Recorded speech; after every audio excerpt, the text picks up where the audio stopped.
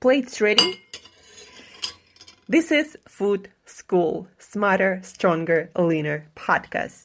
Want to feel amazing, love the way you look in the mirror, and perform your absolute best in the gym, at work, and in life? You're definitely in the right place. Food. It's you. It builds every single cell of you. And if there is one thing every human being must master, it's food. Because at the very least, eating, you do it every day, several times a day, every single day. You might as well get good at it. I'm your host, Shurina from Create Yourself That Today, your personal nutritionist and plate watcher, your diet guide and explorer, your fat loss coach and food inspector. And just someone with a lot of passion and obsession and curiosity for healthy food, healthy diets, nutrition, optimized human performance, everything and absolutely anything you put in your grocery shopping cart, your fridge, on your plate, and in your mouth. It's my business. Food School, on a mission to help you eat better daily. It's the last time I talk about food. It's the last time I talk about food. Hey guys, and welcome back to another episode of Food School Smarter, Stronger, Leaner podcast.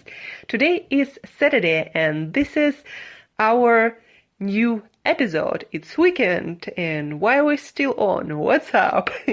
So I've decided to do a deeper dive into the science of genetic testing, science and application of it.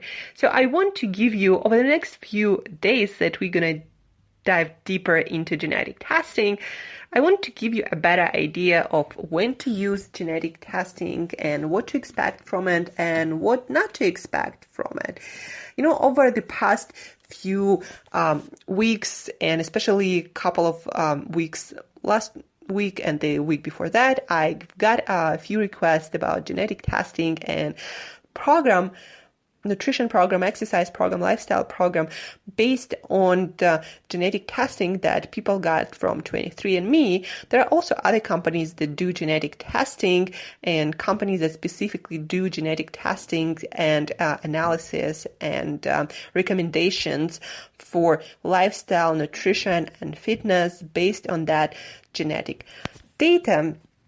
And people expect to have these days exercise, nutrition, meal program based on their genetics to give them better and faster and easier results from lifestyle choices, from nutrition choices, from exercise choices. People think that their genes define to a big extent or degree the results they get when it comes to body composition, when it comes to the amount of fat people have, the amount of muscles they have. People still believe that there are skinny genes and then there are fat genes, and the reason why they themselves and maybe their friend or their relative are leaner or fatter or whatever it is, the reason is because people have different genes. The truth is, well, first of all, there are a few things that I want you to think about.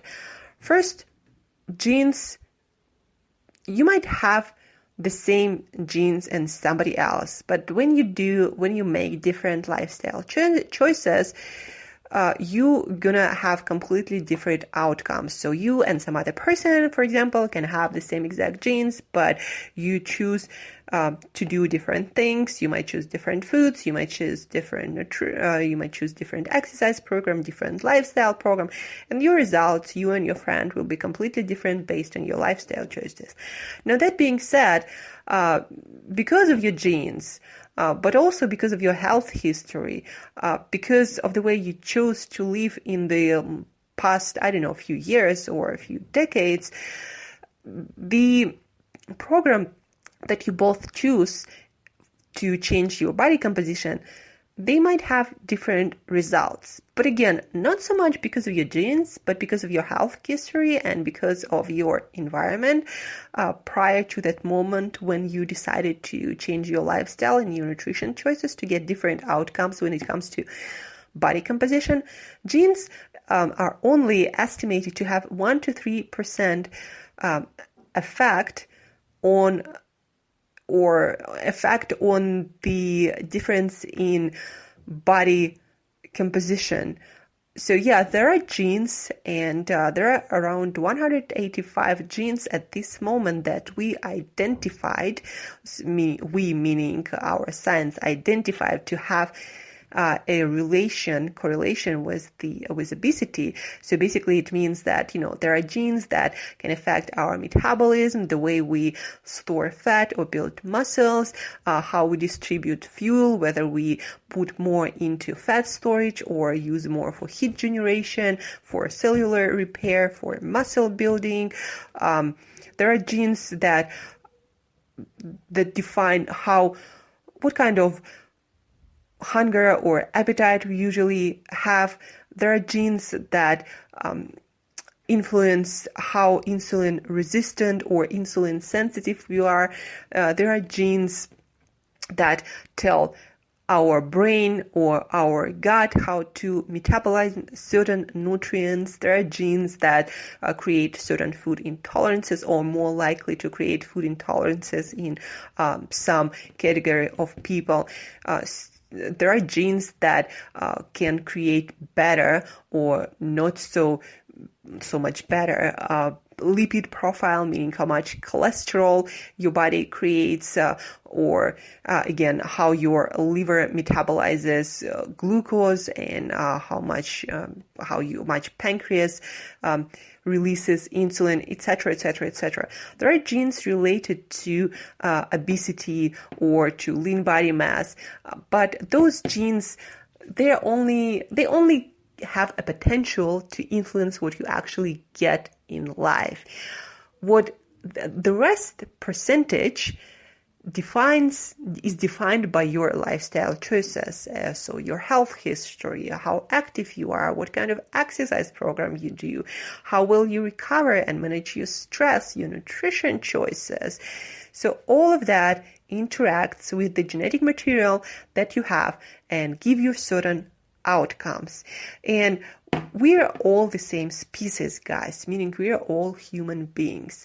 And the same kind of things works for most of us. So exercise program, being active, having better quality nutrition, meaning eating more whole foods, meaning eating more nutrition foods, that all works kind of similar for all of us. I am yet to meet a person who, when they start exercise more, when they start eating better, that their body composition doesn't change favorably, meaning they're leaner, they are healthier, they have more energy. That works for everybody. The thing that your genes tell you, that your genetic material can tell you, is 1-3% variation of how much fat you actually carry, or how much more likely you are to burn fat or to store fat, to build muscles or to not build muscles. So it's 1-3% variation of different exercise program. And that's why, almost anyone who, for example, decides to become a fitness model or a bodybuilder, not everybody gonna be the top percent. Not everybody gonna have winning physique, but everybody gonna respond to better nutrition choices, to certain calorie counting strategies, to certain exercise program. Almost anyone you put on this kind of bodybuilding, fitness, bikini body program, that has certain nutrition choices, that has certain exercise program, almost anyone will respond in the same way, meaning they're going to get leaner, they're going to get stronger, and they probably going to be healthier and have more energy. Almost everyone will respond the same exact way, no matter what kind of genes you have. Do you think like all bodybuilders and all fitness models have different physique, have different genetic materials?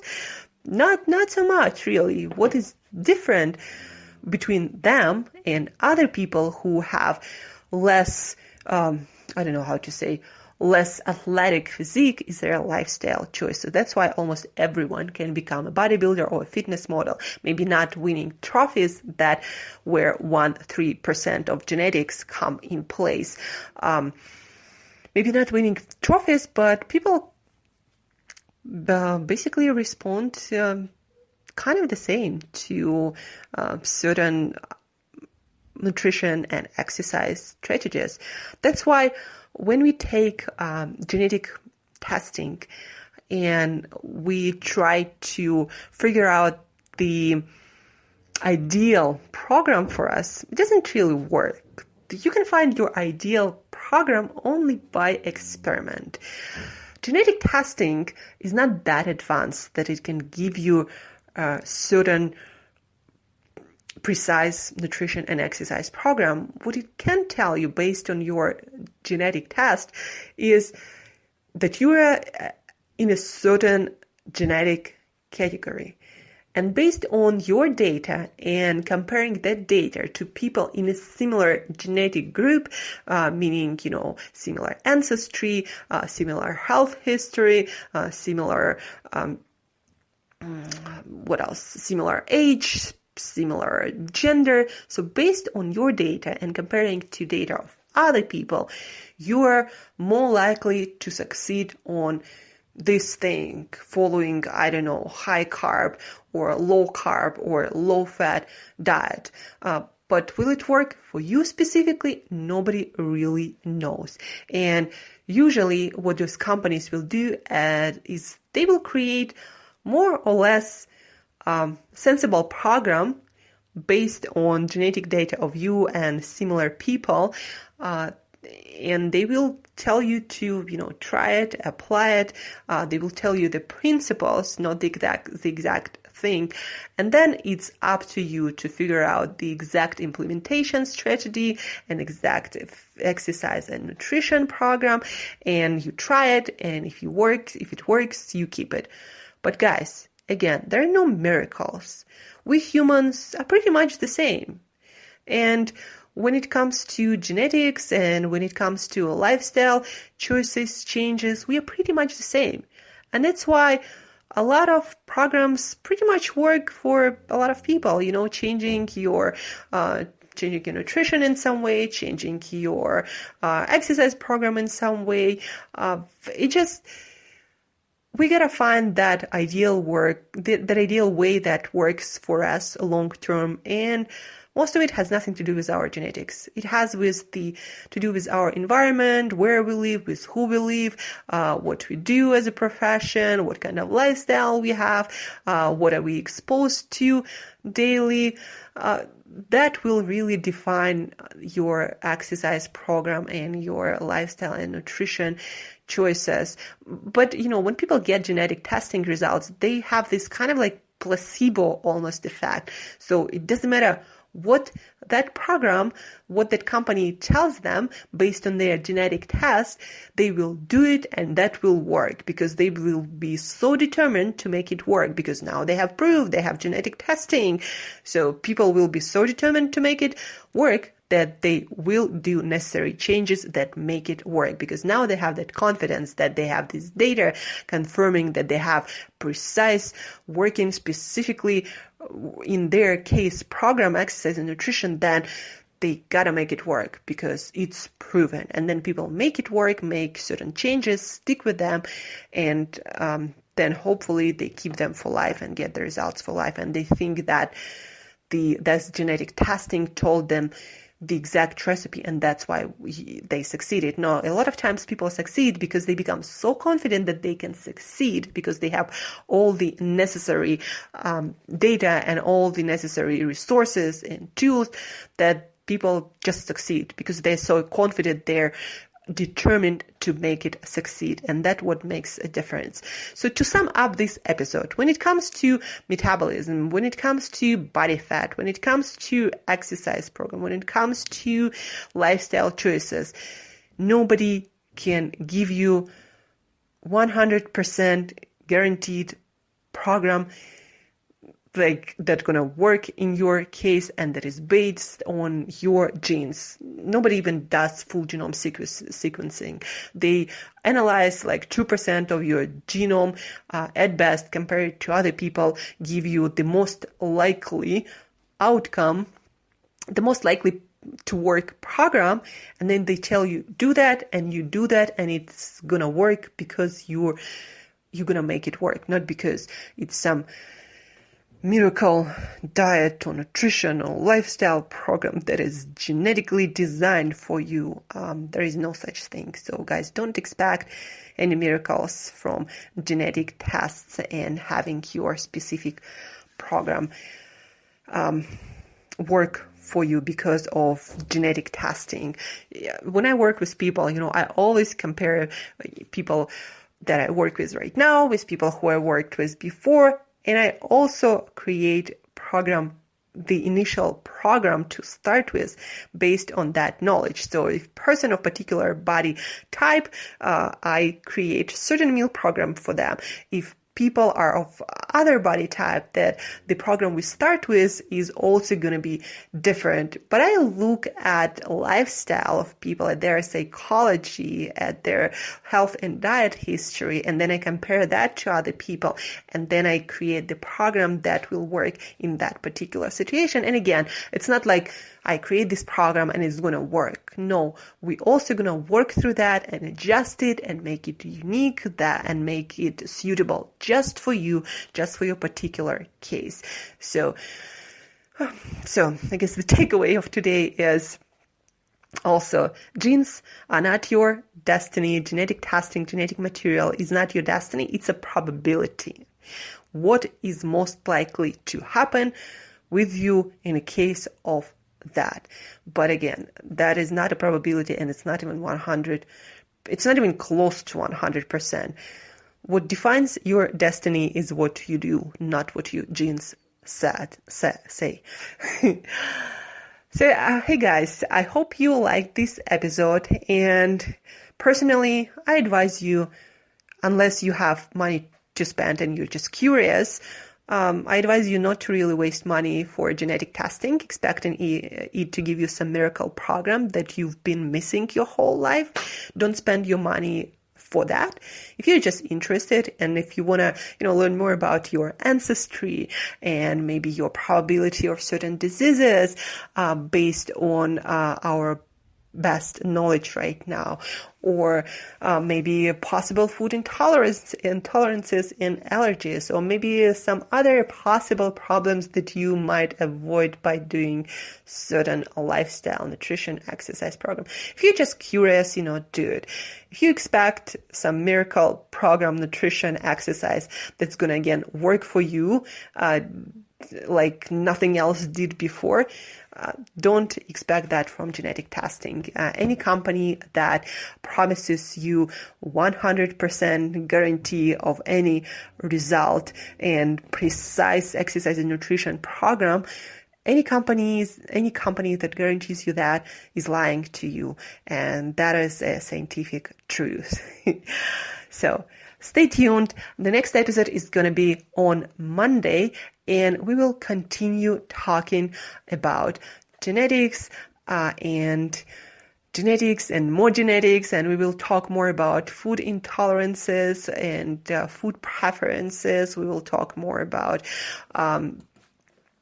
metabolism and a little bit about your ancestry and how that can affect the amount of fat you have, or the foods that you should be eating. A lot of interesting stuff, guys. Genetics, epigenetics, it's an amazing science, and especially when it's connected with nutrition, with lifestyle choices, with exercise choices. But we are only at the very beginning, and at this point, nothing really is written in stone yet, and nothing is that specific and 100%, and also nothing is really that actionable and applicable. So, have an amazing weekend, eat healthy, We're going to be fasting on Sunday. If you haven't joined yet, join our fasting group, 24-hour fasting, Saturday dinner to Sunday dinner. It's Facebook group. You can find the link to that group in the show notes. So let's fast. Have an amazing weekend, and we'll talk again really soon. Stay tuned, and as usual, eat better daily or fast.